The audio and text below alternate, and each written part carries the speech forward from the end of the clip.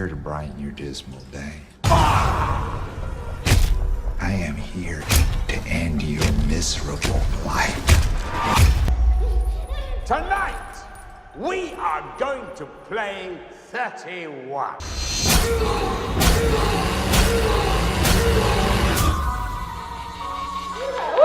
Jeff Daniel Phillips is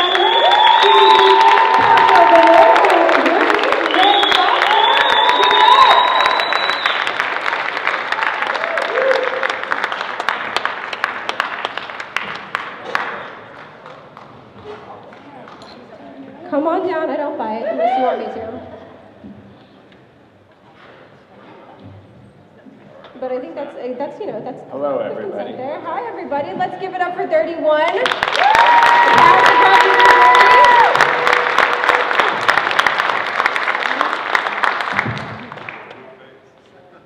She does have a blue face. It's pretty fantastic. You were a white Snow White? Snow White Walker, but no more Snow White, just White Walker. This is my evening wear, basically. You know? You take the ball gown off for the evenings? Yeah. She's fantastic. Yeah, he was the original. Yeah, that's right. Keeping it old school. So typically I have a few questions for the cast to kind of get everything started, and I know you are all going to have questions as well, so we're going to want to make sure we get to that too. So be thinking of them, and I'm definitely going to be calling on you to help us out and keep things going. One of the most fantastic things, are you not able to hear me, Meg? Thank you. Sorry about that. For some reason, we can't hear you over here. Oh, my apologies. Because we're older.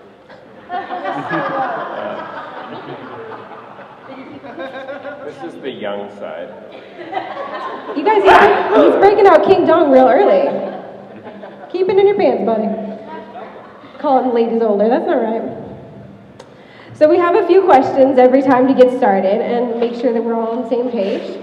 Have questions for you. We've got some new faces to Rob Zombie films and some older faces, and some more experienced faces working with Rob, and get your thoughts on this film in particular. You had a 20-day shooting schedule. And I wanted to kind of get your overall feelings and thoughts on shooting with Rob in these 20 days.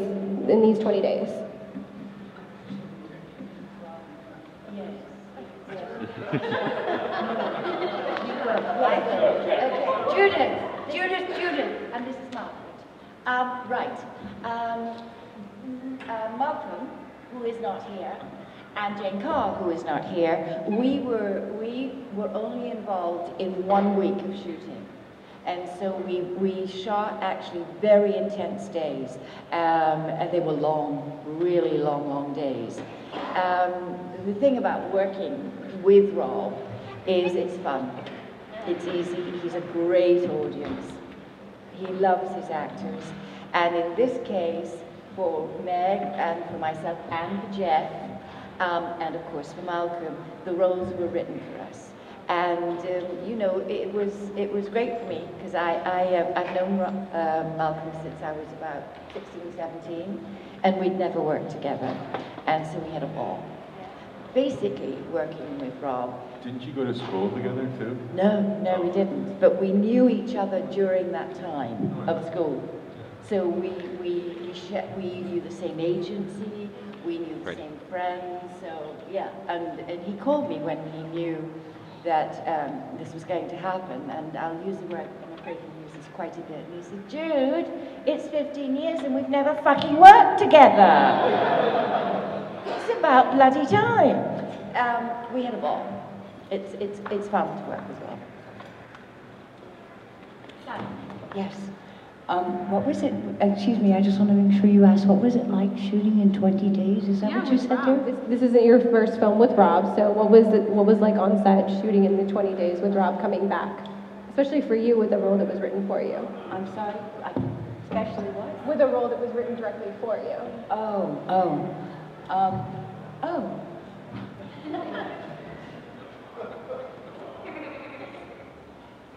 Working with Mr. Zombie is not like work. He puts so much, so specifically into everything that he does. It's being a part of a creation, really. I know that you all probably know of his work and have seen his work and the vastness and the diversity. And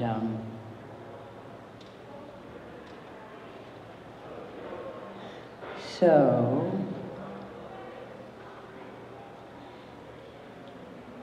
it's an experience unlike any other that I really have ever had the pleasure of having. His focus, his gentility in dealing with people. He has an energy that sort of sifts through like a slow snake, and nothing ever goes past him, you know? And 20 days was, 21 days? Days sort of didn't matter. In this particular film, for me, I found that it was really upsetting.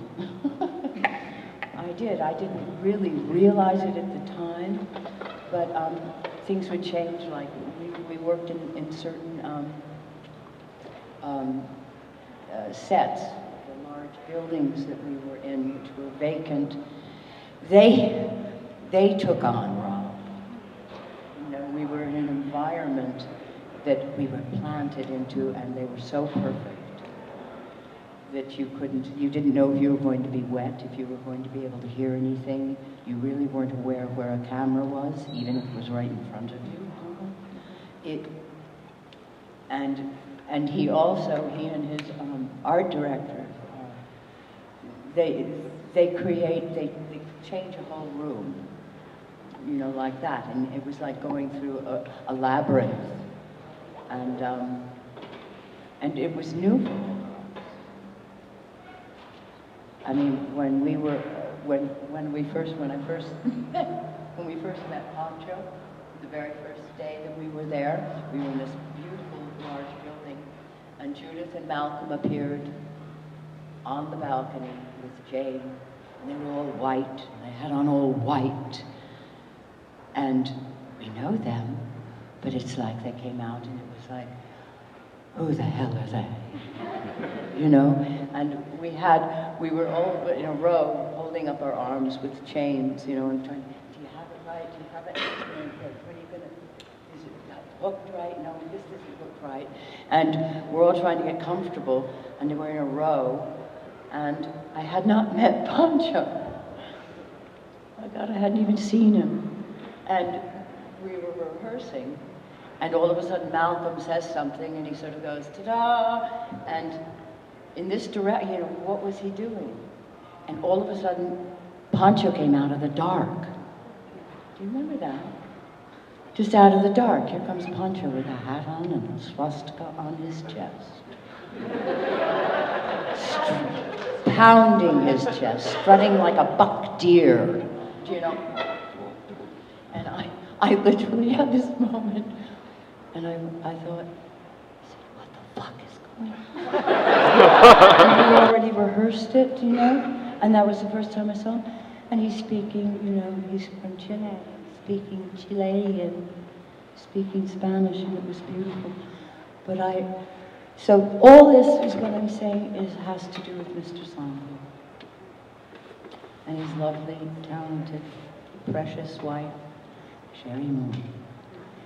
And you're prepared and you're not, because you don't know where internally you're ever going to go. It can change in a second, you know?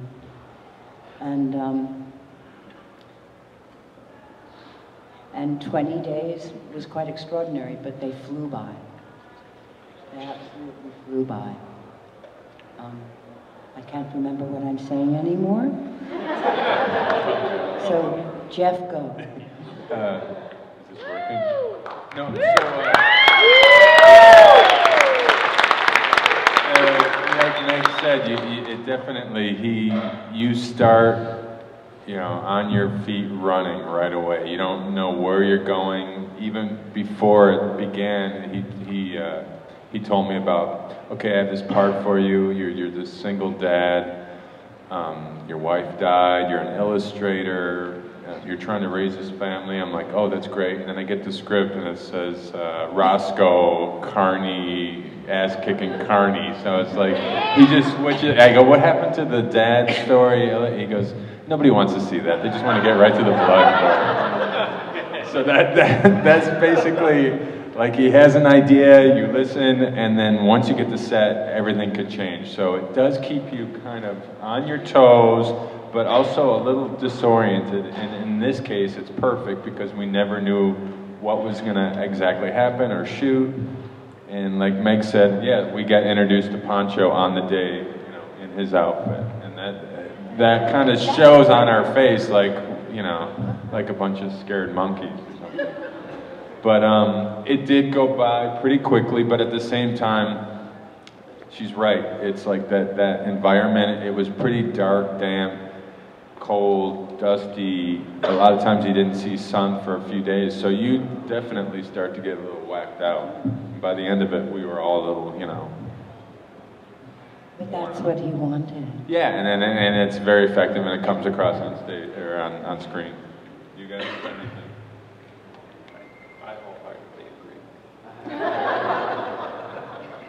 I'll say the one thing about that tight shooting schedule is that you don't get a ton of takes to play around with, so you have to really nail your performance right away. Because we only got, I think, 2 takes for a lot of our scenes, maybe 3 takes. So, but we did have some rehearsals, so we were able to kind of play around and figure out exactly what we were going to be doing. But that's the one difference with that tight shooting schedule, that you don't get to sort of do the 7 or 8 takes that you might with. It's not a David Fincher, right. 35 takes. Right. Picking up a glass of water. Yeah. Yeah. That sums it up. Mm-hmm. When I auditioned for the film, I didn't even know I was auditioning for a Rob Zombie film. It was just, here's the size, do what you can do with it. And I auditioned and ended up getting the role, and then ended up going to meet Rob, and that's when he told me that he's like, yeah, by the way, you're going to play a Nazi Hitler clown. All right, you know, if I get to play on one of the killer in a Rob Zombie film, why not play one of the most infamous ones of all time, you know? And to get that opportunity to do it in one of Rob Zombie's movies, who was one of my favorite directors in that genre, or in any case of all times, like, it was a huge opportunity, you know. And I mean, my first scene was with all these actors that I look up to and have looked up to for a really long time, and it was scary. It was scary, you know, and I was nervous, and I did the first take, you know, and like they say, we only get like 1 or 2 takes, you know, and you got to nail it. If not, Rob will probably never put you in another film again. Wait, is that true? Yeah. No, it's definitely true. And so I did it the first time. Rob saw the nerves, and Rob came up to me afterwards, you know, and he pulled me aside from everyone, and he was like, you know what, this is your moment to, you know, do what you do, you know, take your time with each person, you know, enjoy this. And I was like, that to me right there, when he did that, you know, just opened up like this world for me, like this world of freedom, you know, like I felt like finally I'm home, you know, and then that's when things started working, and throughout the whole shoot, like there were scenes that weren't even supposed to be in the movie that just made it in because Rob just enjoyed what we were just making and putting together, and it was great. And Rob is a good director. He's an actor's director. He believes in you, and he just wants to take you on this journey, and you got to just trust him, you know, and that there will be light at the end of the tunnel, and, you know, people are either going to like it or they're not, you know. It's, Rob doesn't make movies for the industry. He makes them for the fans, and that's, you know, that's what he does, and I hope you guys enjoyed it. You know?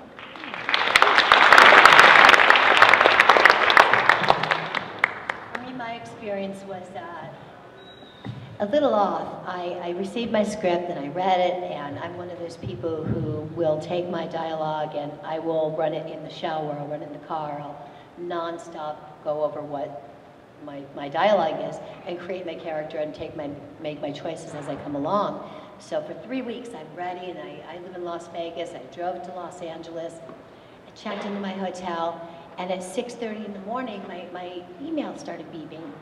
And I opened up my email, and all of my dialogue had changed. Everything. And and I'm a little OCD. I didn't know what to do. And so I'm like, all right, I can do this. And I just kept running it. And one of my lines was, "I'm your cherry bomb, baby, blow me up." I could not remember this line to save my life. You just did a great job. I know, thank you. I've done that line so many times now in the car. I'm perfect. I'm great. But I got to the set, and Richard Brake, who plays Doomhead, is my leading man. And Rob had said, you're a couple, you're a messed up couple, this is your dialogue. But when I got the new changes in the script, we weren't a couple anymore. We were just really messed up people. And so we did the first shot and first take. And then Rob said, I want to let you guys go. We had about 5 minutes to rehearse on our own. So I met Richard as Richard. Walked onto the set, he was Doomhead, and we were the most messed up couple ever, and Rob gave us the green light to just go with it.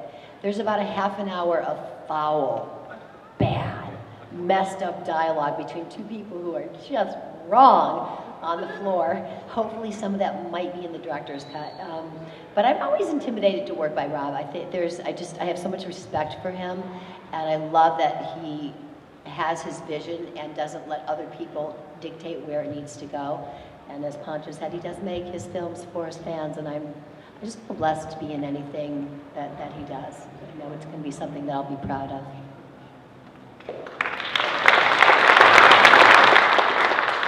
Something that's a little bit different about this film in general was that it was also a crowd-funded film. So I wanted to ask you if you had a different sense or different feeling going into making the movie, knowing that it was a crowd-funded film and that so many fans were behind you from the jump before anyone really knew what the film was. We just knew you were all going to be in it and Rob Zombie was directing it.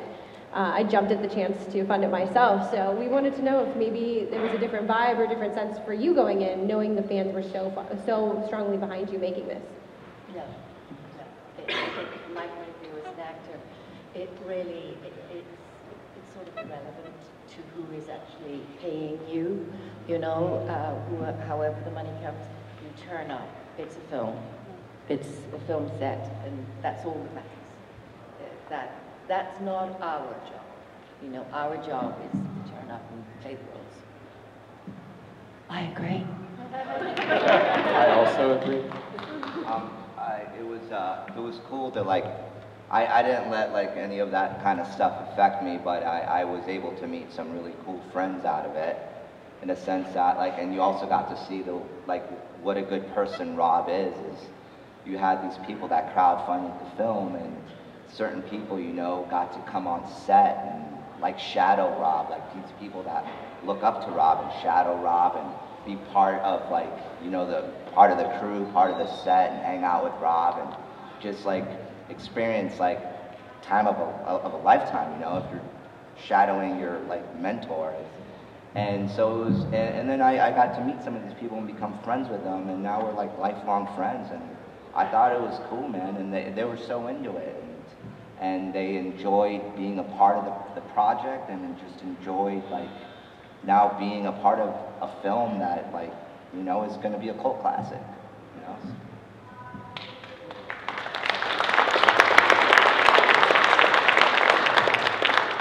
So you mentioned that for a couple of you, the first time meeting Pancho was on set in that first scene.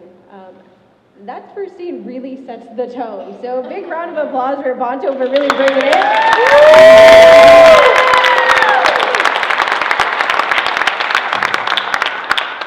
I had no idea you were nervous. You blew my mind. It really sets the tone for the film and lets the viewer know that not only do the characters not have any idea where they're at, no, we don't have any idea either. So I want to ask you a little bit about coming to that and what you were going through in your head coming out, getting ready, and how much of it, you said you ad-libbed a fair amount and that you had extra stuff that was shot. So how much of that was you and how much was on the page? Well, I mean, translating, like I got to set, and it was like Rob was like, you know, like I see on your resume it says that you could speak Spanish, so like, you know, let's try some stuff in Spanish, you know, and me being, you know, like just so hungry and so just ambitious as we all are, but I just knew all my lines, I was ready to go. He's like, you remember some of your lines? I'm like, yeah, let's do it. And so some stuff can translate well, easily, and then some stuff you just gotta improvise, and I didn't wanna disrespect any of the writing by like changing words around, but then at the same time I was like, none of these motherfuckers know what I'm saying anyway. I'm just gonna say whatever and hopefully no one will understand. And of course, Rob was just so into it. He's like, oh my God, that was so great. Holy shit, all your dialogue is in Spanish now. And I was like, all right, damn it, you know, like, this is gonna be kind of hard. And then I was like, well, Rob, are you gonna have like, you know, like any subtitles? He's like, fuck no. So I was like, Rob, you know, like no one's gonna understand me. He's like, that's the whole thing, Pancho. He's like, it's something about someone chasing you. You don't know what the fuck you're saying. And I was like, all right, cool, you know. But still, I had to make it make sense to me, you know. So I did some research, as all of us actors do. We all got our different like methods, and you know, I did some research, and apparently, like a lot of the Nazis that didn't die in World War II, you know, migrated to South America, Argentina, Chile, Brazil. So that's how it started making sense to me, because if, as an actor, if you don't believe in what you're saying, no one else is going to believe what you're saying.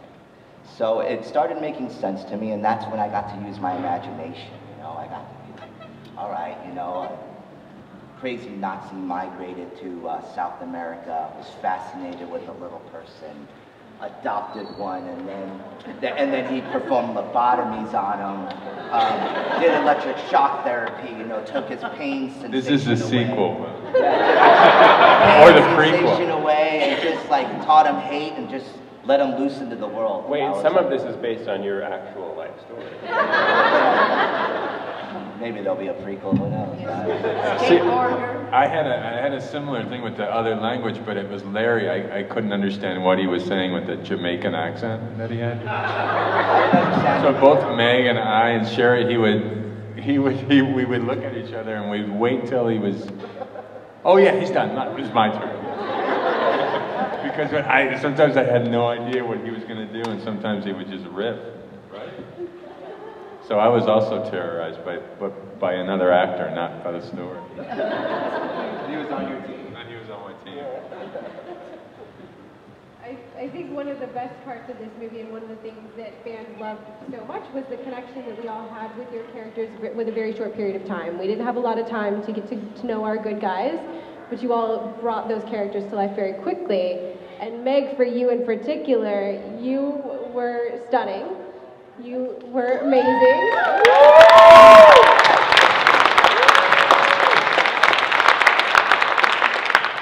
How much fun was it getting to use that chainsaw on set and really be a badass? Yeah! What was that like? You spinning our chainsaw around, fighting off bad guys? Like, What was it like? yeah, absolutely. What was It going was through your fun. mind? It was fun. Especially with Torsten. Torsten was the beautiful marshmallow, the very tall marshmallow man with the tutu on. Yeah, he's really nice. I had a good time. I'm physical. I'm You very looked comfortable. It's very funny. It gives me great joy. But I will say that at one point it got sort of heavy, and I got a little worried because I thought he was going to get me. You know, I mean, I knew that it wasn't real, but it was like it started getting really heavy, and I got really nervous. I thought, he's going to get me. It's just so wonderful working. Do you know? And when Rob finally called cut, it was like, I said, oh, thank God, I didn't think I was going to be able to hold it out. But, you know, chainsaws, they do have a history, don't they? And I remember when there weren't things like chainsaws. And I did think of that when we were in that large space that I was old enough to remember when there weren't chainsaws. And when I met the first chainsaw, you know, which my father had, scared the bejesus out of me. I did. It was, you know, and I got old enough, so I did use one very gently at times on trees. I was allowed, but it was fun to really wield it and weld it, and yeah, I liked it a lot. As you could tell, when you act with Meg, you know she's like 120% in any scene. She's there, so it makes it so much easier to act with someone like this because you get lost in it too because she's right with you. Well, and speaking of 120% in, you have the most physical role of anyone in this film, fighting off everyone left, right, and center. It was originally written as the ass-kicking carny mechanic, but it was really should have been the carny mechanic who gets his ass kicked by everyone. He even kicks me in the nuts at one point. I mean, everybody in this whole film beat me up. But you did get a chance to show up the gun show. Yeah. Did you bring the guns tonight? I'm not going to show them tonight. All right. Not here. How much preparation did you have for the stunts that you were doing, going through fighting every single person? For some reason, I didn't get a stunt guy, and I limped out of the end of this film trying to like recover from all that too. You did them all You did well. You didn't need a stunt guy. Well, you didn't need a sold stunt the guy. He looked great. He looked great. He was taking on the world. And then you know at the end, I mean, hey, at the end you take on Doomhead. You go full on. You go full on against Doomhead. That takes guts. Yeah, and I get my ass kicked again. He did get his ass kicked. Guys, I want to make sure you guys have time to ask questions. I know there's a lot of you out there who have a burning desire. I see someone right here. Let's give it a go. This is mostly for Judy, David, and Pancho. Obviously, the gauntlet that is 31 has run before. This isn't the first time you guys are doing it. How much, I know, Pancho, you sort of talked about your own ideas of your sort of backstory, but especially David and Judy, like, did you speak with your, you know, you kill with someone else, you're working with your other people, did you talk with each other and come up with a backstory together of like, you know, this is what happened last year and this is what happened the year before, and kind of use that to inform how it came across and things like that? If I make any sense. I said, Malcolm, apparently we as a group, we do this every year. He said, I don't give a fuck about that, darling, I just play the scene.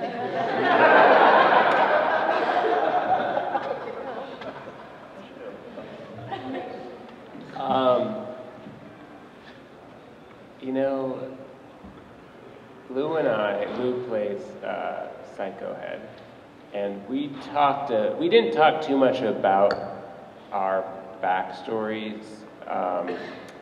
You know, we were brothers. We talked more about how we were going to play the scene, and then I think each of us kind of came up with our own backstory. For me, I kind of was trying to come up with well, to me, my character wasn't there by choice. He was being forced to do this, and so he was trying to play the role of this crazy clown for his own survival. So the bit at the end where I begged for my life, that was sort of the moment where I tried to reveal that maybe there was something else behind these killer clowns, that they're not necessarily doing this for, you know, out of their own personal joy. Yeah, that's all. Yeah, that definitely deserves a round of applause.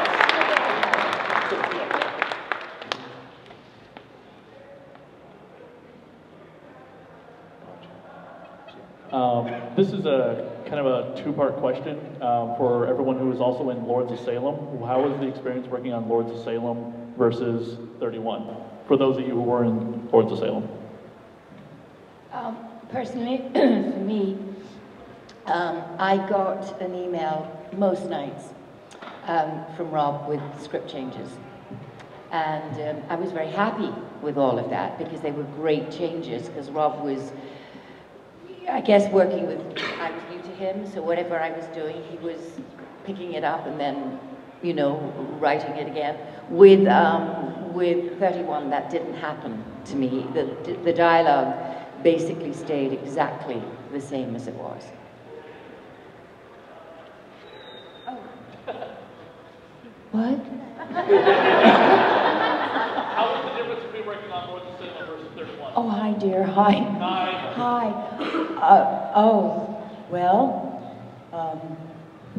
One for me was in the 1600s, and the other one was in the 1970s. And they were very different. But, goodness, it just so different. So very, very different. I think they're very different. They're a Rob Zombie film, and I think Lords of Salem is brilliant. And, but the experience was very, very different for me in character. When I was Margaret Morgan,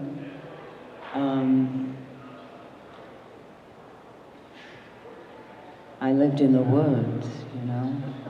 I lived in the woods and hallways and in the minds of people, and wallpaper meant something to me after I had passed and been burned. What can I say, if that makes any sense to anybody? But, and in 31, it's, you know, I'm a hippie. I'm an old hippie.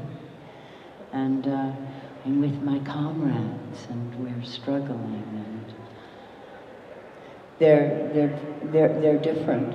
There's a very different energy in both of them. Robson, it's amazing what he, you know, creates from one moment to the next, what films he chooses to bring to us and allows us to experience.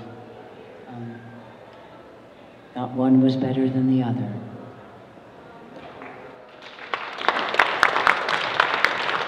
I guess I never thought of it. It seems like both films, I came out exhausted, either emotionally or physically, or, you know, in Lords of Salem, that kind of wrecked me. And I don't know, when you are in that state for that long, when you're acting, if depending on what kind of actor you are, some people could just go home. But that one just kind of sat with me, and we were in the same location again. And that place just like, it just wore me out. And just seeing her kind of, but I'm saying the Lords of Salem. And seeing her, I mean, I watched her in that hallway scene, in the monitor. You know which one I'm talking about, Lords of Salem? Yeah. It was the best thing I've ever seen captured on a camera. And I sat there next to the cameraman. My head was on the block or not, so. Both of them were draining. I don't know. He tends to choose that for me, I guess. I don't know. Yeah. And everybody says, "Oh, you're in a Rob Zombie movie. How many people do you kill?" And I go, "I don't kill anybody in these movies." And I say to him, I go, "This is funny. Everybody looks at me and they go, 'Oh yeah, you're in a Rob Zombie movie, right?' And he goes, "Jeff, you're my Cary Grant." He goes, "You're my Steve McQueen. You're not the guy that, you know, goes out and kills." So. Which is very nice of him.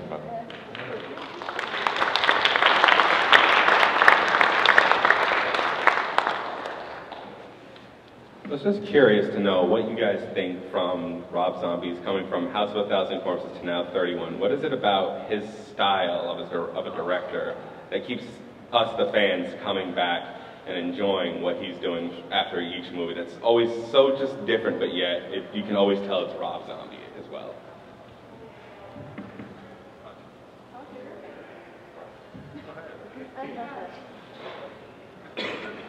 I'm sorry, Would you mind repeating that? Yeah, sure. It was a little quiet for some reason.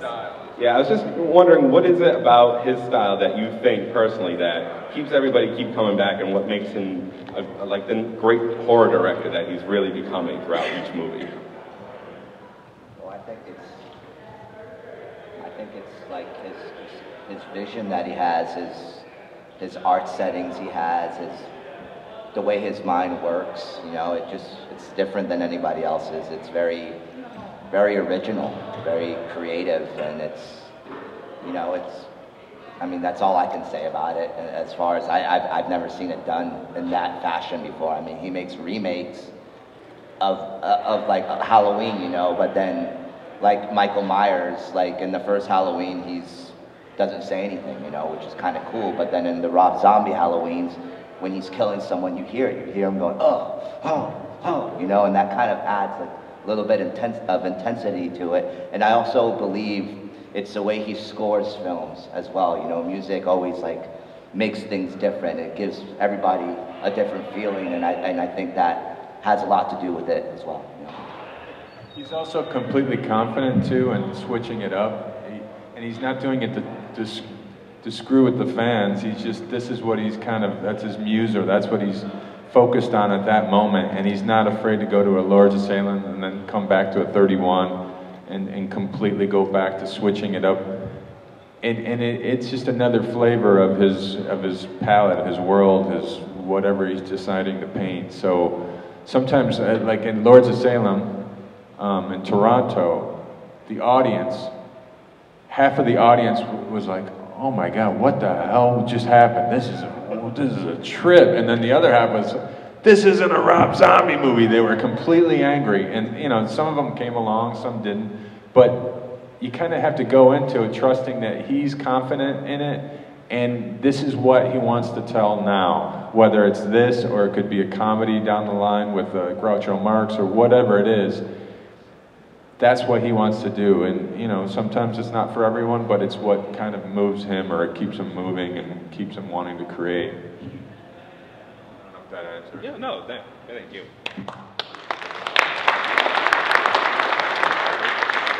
One of the wonderful things about making film, and with the expanse of film over the last, 25, 30 years, is that we get to be intimate. It has become, a huge part of culture. And when I don't judge anybody, and I don't even really critique, I get invited. Something invites me into a place, or invites me, in this instance with Rob. I had seen his films. When I saw Devil's Rejects, my world changed, if that makes any sense. My sense of every character, as oddly, bizarrely violent as it was, reminded me of someone I knew. Each character that he chose, he wrote the character and he cast them. And each actor haunted me. There was something happening inside each of those characters, every one of them. Then I thought, what happened? What are they thinking now? And I didn't know what to expect next. And I loved it. Because I think that's who we are as human beings, and I think we're capable of everything. Rob has poetry. Rob creates, and I don't know, and I really don't even know what I'm saying, but I think that there's a specific, truth, I mean, when, for instance, the hallway, what happened to me in the hallway in Lords of Salem? I walked up these stairs in this building we were in, and I had on my wolf, and I loved my wolf, and I had this long hair, and it was the first scene that I'd was doing, and I walked upstairs and I came to the hallway, and the wallpaper reminded me of my grandfather's and grandmother's home. That changed my entire day.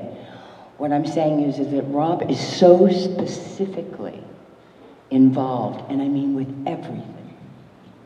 With the characters, writing, rewriting, with, I'm gonna change this, is that good? He picks the entire wardrobe for everybody, designs it, picks it, knows what he wants. He has the most exquisite, in Lords of Salem, the most exquisite hovel that anybody would ever want to see. There were birds nesting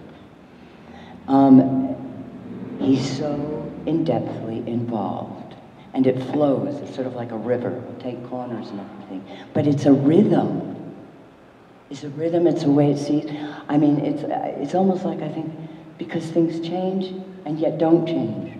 But the second that it's there, and that is in his energy. I don't know. It's a field. And I think we all know that. I mean, you can go from one thing to another to another.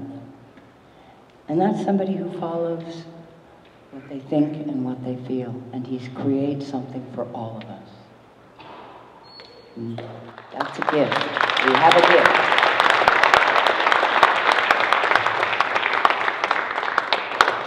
Yeah, just wonder if you guys, especially the ones that worked on Lords of Salem, this 31 had a real Rob Zombie feel to it. If you just saw the film, you could kind of guess it was Rob Zombie. Lords of Salem was completely kind of a departure for him. The style, the kind of a slow build, had a very Stanley Kubrick feel to it. Can you guys feel that while you're shooting, or does that come through later? You know something, would you mind just repeating the end of it? You were asking the difference between... No. I thought Lords of Salem was a very kind of a layered, a slow build, kind of a Stanley Kubrick style, not the widespread chaos feel you get with 31. Did you feel it when we were shooting that we were going for In Lords? I had never seen a Rob Zombie movie before, so truthfully, I didn't know what to expect. It was, for me at that moment, I was making a film and meeting him and everyone, his wife Sherry, for the first time. So I didn't think, was it like anything else, you know, in terms of Rob's work before. Jared? Yeah, you did get that feeling. I mean, there was like a heaviness to it. We knew that the takes, it goes, no, just keep the camera going, keep the camera. So you would witness that while he was shooting. You knew it wasn't just like, you know, give it to the Steadicam guy, let him run through it. No, everything was very thought out, and you know, I watched this setup with these grips, this huge crane. And he had this whole thing come down. It was going to come down. They took it was at the theater, and it was like that was so precise. And then, sure enough, with Rob, these guys spent a half a day setting up this big elaborate shot. He looked at like the first day. He goes, "This isn't going to work. I'm sorry. Scrap that. Let's try something else." And I just see these guys just like sweating, but he's so confident in it. But he also. You know, he knew the music, most of the music during this, so that was a relief, because sometimes you're just moving to a beat track or whatever you call it, and so that he knew that he was going to use Velvet Underground. He knew certain songs he wants, so yeah, he already knew the tone of the movie going in, and you got the feeling of it by the camera movements and some of that, I think.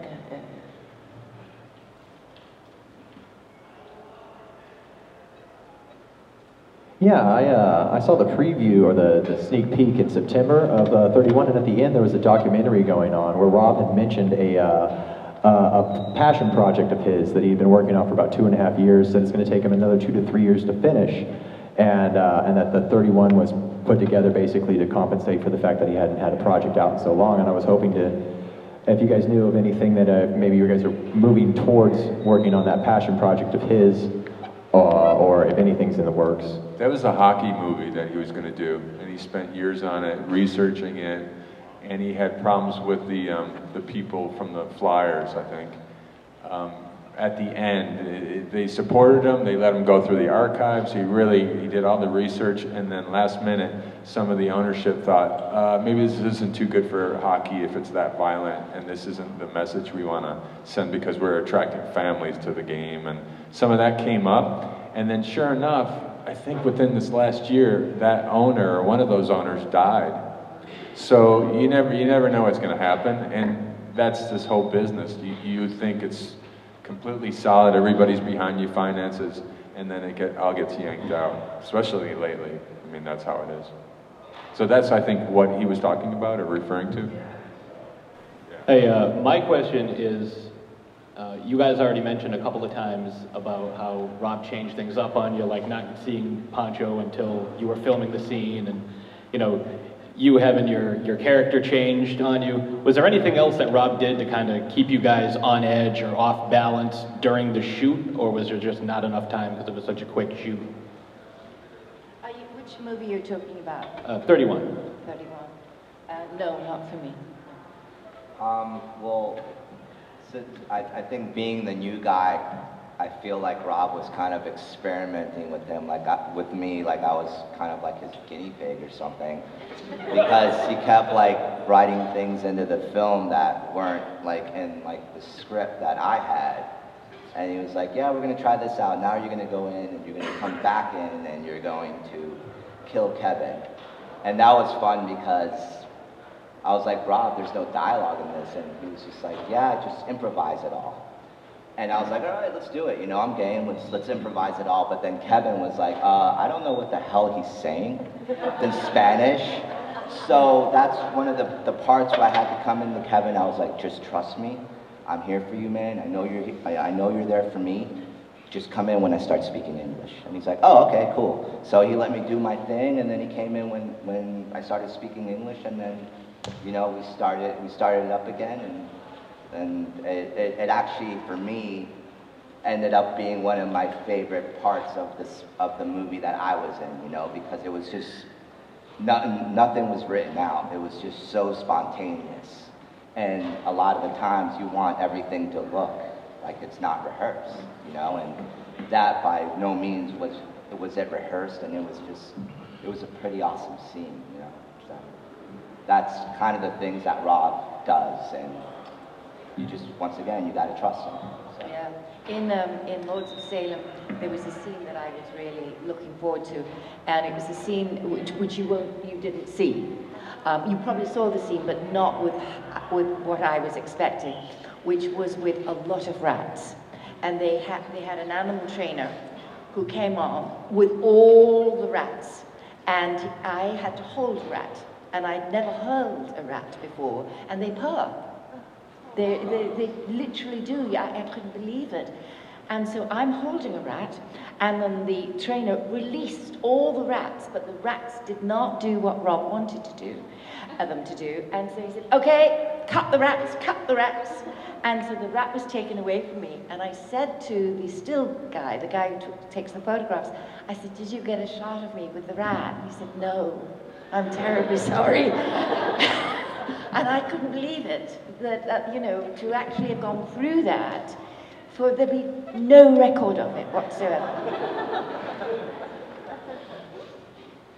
I think he did that purposely to throw you off.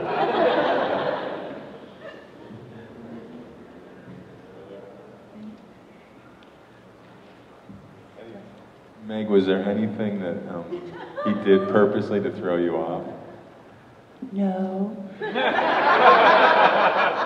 If he did, I didn't know what it was.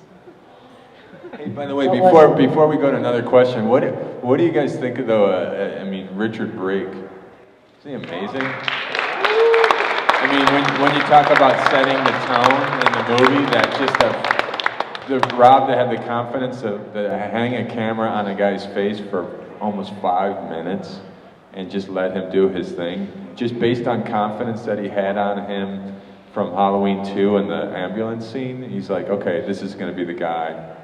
I don't know. To me, that's another example of him just knowing what he wanted. He decided, he's confident, and then it's contagious, that kind of confidence he gives it to Richard or to any of us, and that passion and that excitement. And that's how it is on set for the most part. My question's for David. You played a killer in the movie, but you didn't kill anybody? Yeah. Was that kind of disappointing for you? Or? No. I was a very ineffective killer clown. But the thing about that for me is that I kind of used that to fuel that backstory that I had, that I wasn't really there. Maybe I didn't want to kill anybody to begin with, you know, and I was just trying to get through this game hoping that my brother would do all the killing and I could, like, save my mortal soul. So, I've killed enough, you know, in other TV shows and movies. So, I'd never had my head chopped off, clean off before, so that was very gratifying for me.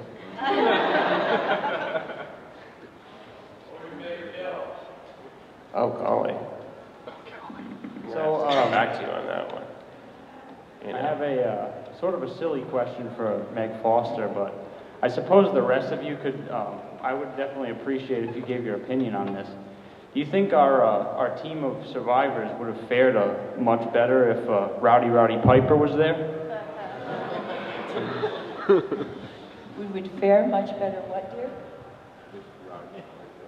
If Rowdy Piper was there? You mean if Roddy took care of us? Yeah, to kick ass and chew bubblegum? Yeah, he would. You know he would.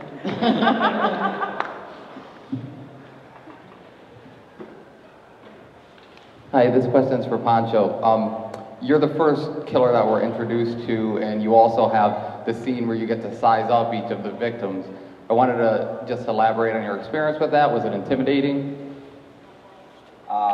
Yeah, it was. Like I said before, it was my first scene, my first big movie with, you know, like a big-time director like Rob, and I was really nervous, but at the same time, you know, after Rob had that little talk with me, it gave me confidence, and I mean, I knew exactly what I was telling everybody. I knew what I wanted to do to everyone. I just, you know, and at the same time, no one knew what I was saying, and I'm really glad that there wasn't any subtitles, because the things that I was saying were really awful. You know, they're racist and, you know, just degrading and just mean, and I'm by no means like a Nazi in real life, but I always seem to get chosen to be an asshole, you know. My wife speaks Spanish, so she'll tell me when the DVD comes out what you said. Huh? Oh. My wife speaks Spanish, so when the DVD comes out, she can tell me what you said. Okay, cool.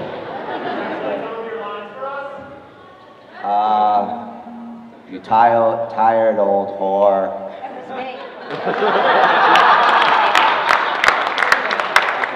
I'm going to take that bat away from you, grease it up, and fuck you in the ass with it. That was my character. Just really awful things like that. Yeah. That's also the way Pancho talks normally, too. You've met him at his table, you know. All right, guys, we have time now for one more question before we have to let everyone go for the evening. Who has a really good question? Christopher? Shout from the back. Make it a good one. I know where you sleep.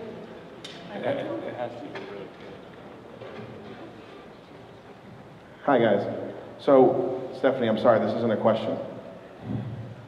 But I have to say, of all Rob Zombie's films, I think this one's probably my favorite so far.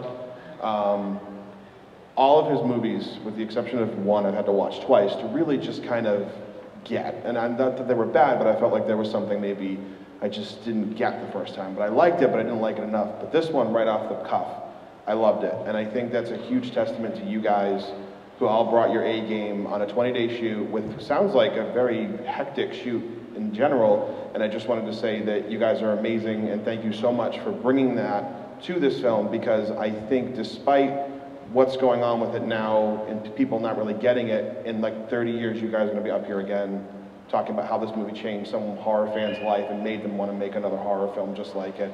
And I think you guys are awesome. So that's what I wanted to Thank you. Thanks.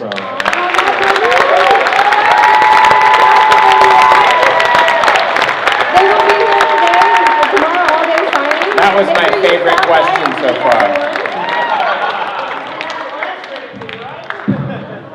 Make sure you stop by their tables and meet everyone, chat about the movie, chat about everything that they've worked on tomorrow, and have a great time, everybody. Thank you guys for coming out. Thank you guys.